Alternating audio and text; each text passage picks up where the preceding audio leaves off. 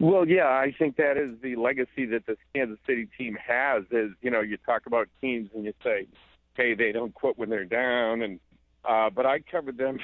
I left on October 7th on the road and covered the Royals every postseason game, and I've never seen a team that just when they got to the late innings, it was almost like if we're behind, we have the opponents where we want them, and I think the one lesson you can draw from this, certainly one of many, is that here's a team that struck out 973 times this year. And, you look at the Cubs, they struck out more than 1,500 times. And, a strikeout is not just another out. When teams are striking out, they really minimize the potential that good things can happen and errors can be made. And, you can create sort of havoc. And the Royals just had an amazing ability to string together tough at-bats and put the bat on the ball, and it was really an impressive trait, and I think that's the main reason they're champions right now. Jerry, I know,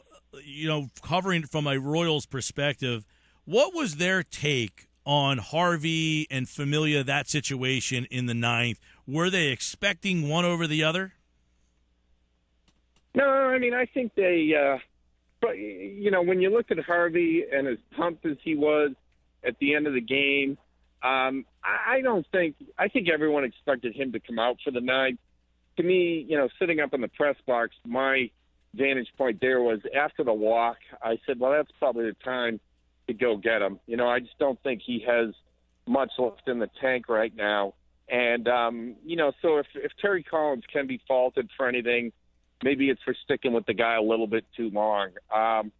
But look, we criticize managers for having quick hooks and for knee-jerk, going to the closer kind of thing. And here was a guy pitching a whale of a game, just a monstrous game, who was really emphatic that he wanted to stay in there. So, you can second-guess Terry Collins and you can criticize him, but to really kill him for it, I think is, probably excessive and unfair. I agree. I think a lot of people are okay, myself included, with Harvey going out there. But after the walk, do you think, though, that he handled it the right way? Should he have told Harvey from the get-go, hey, this is your inning, but if you put a guy on, I'm going to have to make a move? Yeah, I'm not entirely sure of the psychology of that. What do you say to a guy?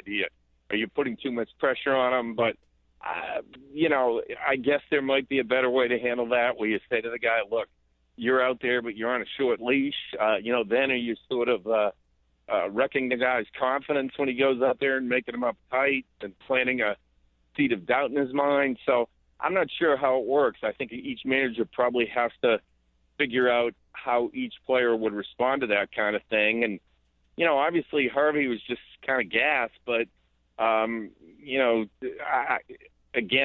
think I probably would have just gone out there and said, look, you've had a great night, but, I watched this at bat, and I just don't think you have enough left, and I'm going to go to the closer, and thanks for a great effort, So, but keep in mind, look, it was still 2-1, and if Duda makes a good throw to the plate, we're still playing. So there are other factors that went into it besides the decision to send Matt Harvey out for the ninth. No doubt about it. And one of the things about the Royals, Christian Colon is a guy that I think if you asked people who were watching that game last night if they had heard of him, they probably said, no, I have no idea who this guy is. But doesn't that kind of epitomize why the Royals are the World Series champions? Yeah, Christian Colon was the fourth pick in the 2010 draft.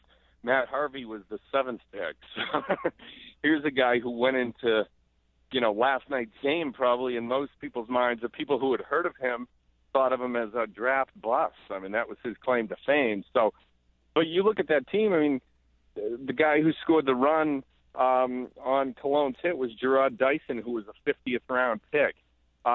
Luke Hochevar was not one of their top relievers. He was a former, first round pick who's had arm injuries and, didn't go into the postseason maybe as one of their top guys in the bullpen.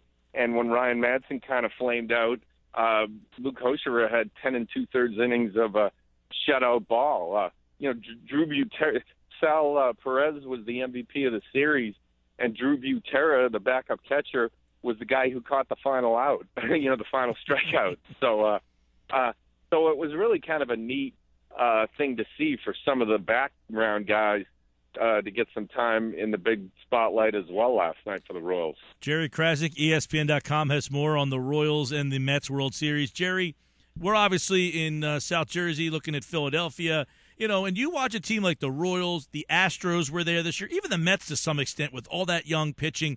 What does that say about where the game is going? And if you're a team like Philadelphia, should this make you feel like, hey, things are going to be better before, sooner than later? Yeah, I mean, look, there are. You look at some of the openings for GMs, and I think the Phillies opening, in some ways, was among the most appealing because they're going to have all the big salaries coming off the books soon. They got the top pick in the draft this year. I mean, if you go out and get a Matt Harvey type, you already have Eichhoff and you have Nola. They really did do some good things in Ruben's final days, I think, to kind of restock the system. And so they have a lot of work to do, but at least they have the sort of latitude and the freedom to go out and make some decisions. They're not completely hamstrung by bad contracts, or at least they won't be in another year. So, they have kind of a clean slate, I guess, and Andy McPhail and now Matt Klentak, have to make some good decisions, but the opportunity is there, awaits them. They just have to be smart and not invest in some, bad free agents and that kind of thing. And they have to do a better job of in the draft to really pick some players who are going to lead the franchise moving forward. Jerry, let me ask you about the Hosmer play. I mean, he's getting so much credit for reading that, but is that him? Is that the advanced scouting? Is that Ned Yost? Is that their philosophy? Why did that play become such a special play that Hosmer is getting a lot of credit for? Well, I think you kind of hit the nail on the head, that it takes a village. And you have Ned Yost. He gives his players the freedom to be aggressive and make decisions. They talk about the Royals bunting a lot, and Ned said, I called for like full bunts all season. Players would do it on their own.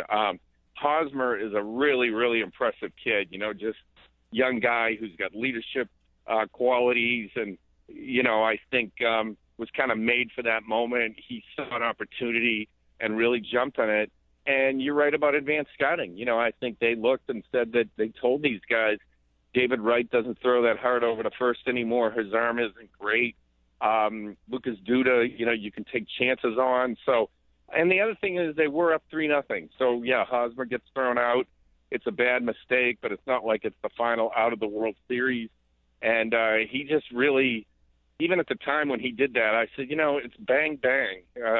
People look at it and say, hey, he could have had him with a good throw. But, sometimes in that case, in that instance, you really want to force a guy to make a play. And he forced Duda, and Duda didn't make the play. No, and obviously the Royals, 30 years now, it's taken them to win this World Series, and they've kind of become a model franchise. And you mentioned it, Hosmer, Gordon, even Hochevar was here originally. Then, he was one of the guys that was a high pick, and a lot of people had high expectations, and he has kind of slid down the food chain. But it seems like everywhere, Moustakas, everywhere you go, the Greinke trade was a big thing for them. It seems like everywhere you go, they've really done things the right way, and I'm sure a lot of people will be modeling themselves after the Royals now. Yeah, one of their guys in the front office is Mike Arbuckle, who people in Philadelphia are familiar with. And Mike told me, he said, we're kind of reminds me of the Phillies when I was there, when we had, Utley and Howard and Rollins. Like, our core of players, our best players, were our homegrown guys, and that was what they had with Hosmer and Moustakas and, Sal Perez. But they did it with Latin scouting. They did it with good trades. I mean, the Shields trade, they traded away Will Myers and kind of got killed for it for getting James Shields. They also got Wade Davis in that trade, who is, probably the best closer in baseball right now. The Greinke trade, they got Lorenzo Cain and Alcides Escobar. You get a starting shortstop and a starting center fielder who are both all-stars in a trade. So Dayton Moore doesn't really get a lot of credit. People don't hear of him that much because he's not a guy who toots his own horn, but he's done a spectacular job there and using all his resources. So they're world champions, and they deserve it. It was entertaining, even though it was quick. A lot of great games, a lot of great stories. Jerry Crasnick, ESPN.com, has more on this championship run by the Royals, who obviously 30 years, what a great baseball town. They win it. They are the world champions, beating the New York Mets 4 games to 1. Jerry, pleasure following your stuff as this World Series was a lot of fun. Hey, thanks a lot.